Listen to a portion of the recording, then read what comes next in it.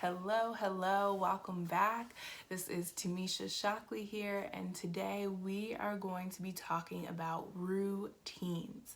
We're going to talk about three aspects of routines. We're going to talk about the need of a routine, we're going to talk about setting a routine, and we're going to talk about sticking to the routines that are created. Now, routines are so important and they are an essential part of the day. I'm sure if we aren't noticing that a lot of our daily routines have been thrown completely off by what's happening right now in the world.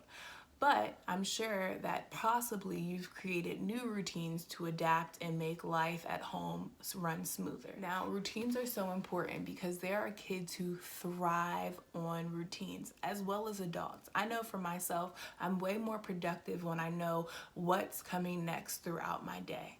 Now, granted, you can't always tell what's coming next, or there may be some wrenches that are thrown throughout the day, but that's okay. Generally, when you have a general idea, general outline of what you want your day to look like, it's gonna flow smooth. And that's the same way with children.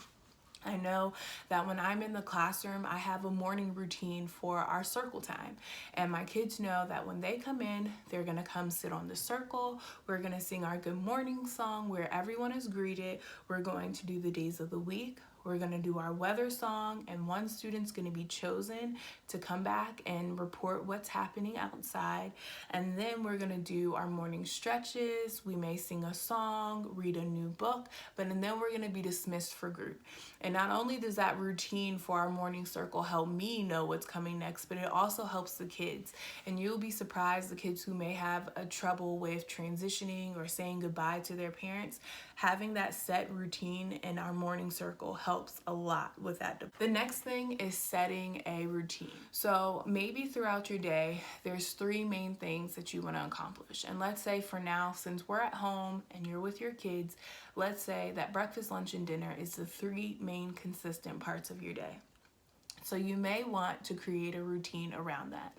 So let's say, for example, you have breakfast and now you got to figure out what's next. So it may be saying, okay, next in our routine is getting dressed for the day, brushing our teeth. And then at this point, when you're setting a routine, it's important that you include your kids because this will help them know kind of what's happening. And this will also make them feel like they're included in a part of the family dynamics and a part of just what's happening in their everyday life. So maybe it's okay, we're gonna have breakfast, we're gonna get dressed, brush our teeth, and then after this in your daily schedule, you have a portion where your child can choose from two activities that they want to do for the day.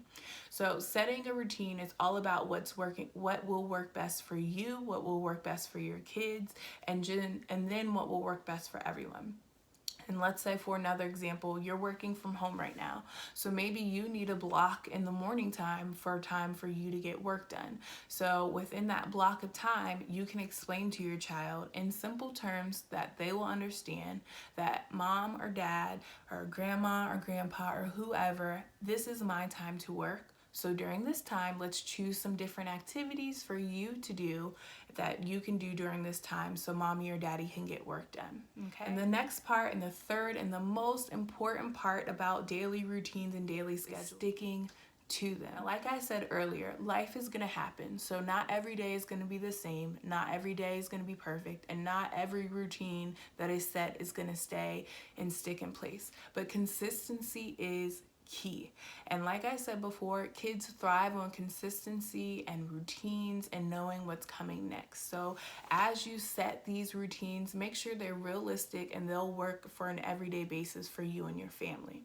And the last tip that I have for when creating routines and setting them is if putting the routine in a place where your child can see it. So once again, because you're involving your child and let's say they're bucking back a little bit because this is new to them and they don't want to do what's next on the schedule, you can always kind of walk them over and say, okay, remember, this is where our daily schedule is in the classroom.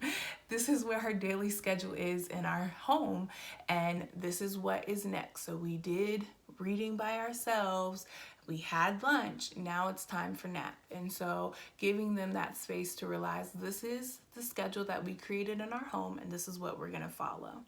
And the next and last tip that I have is using pictures. If your children aren't reading